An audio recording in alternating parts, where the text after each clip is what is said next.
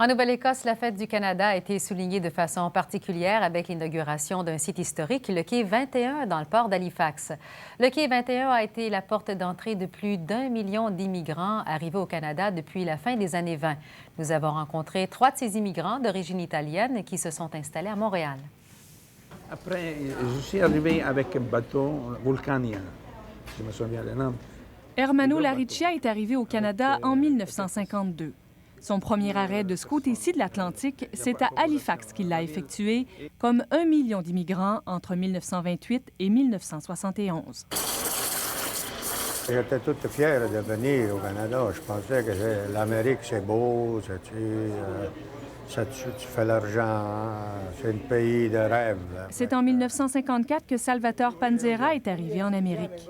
Pendant l'après-guerre, beaucoup de réfugiés tchèques, de Grecs, ont immigré au pays, mais les Italiens ont été les plus nombreux, près d'un demi-million, dont la majorité se sont établis en Ontario et au Québec. À l'époque, tous ces immigrants transitaient par le quai numéro 21, un vaste hangar anonyme où étaient regroupés les douanes, santé bien-être et Agriculture Canada, responsable d'un des premiers souvenirs de Pascal Iacobacci, arrivé avec des saucissons dans sa valise. Et tout ce qui était bouffe, il l'a jeté dans l'eau. Donc ça, c'était ma première impression d'Halifax. Ça, c'est moi, et avec ma mère. Puis j'ai été le 371e immigrant sur le bateau de la Queen Federica, qui est un bateau grec.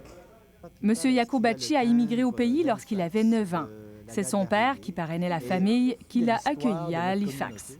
Les retrouvailles ont été surprenantes, l'enfant ne reconnaissant pas l'homme qui chargeait sa bicyclette dans le train pour Montréal. Et donc, je dis à ma mère, écoute, il y a quelqu'un qui est en train de piquer ma bicyclette. Et j'ai reçu une gifle en me disant, mais ça, c'est ton père. Donc, bienvenue au Canada. Voilà. Julie Vaillancourt, Radio-Canada, Montréal.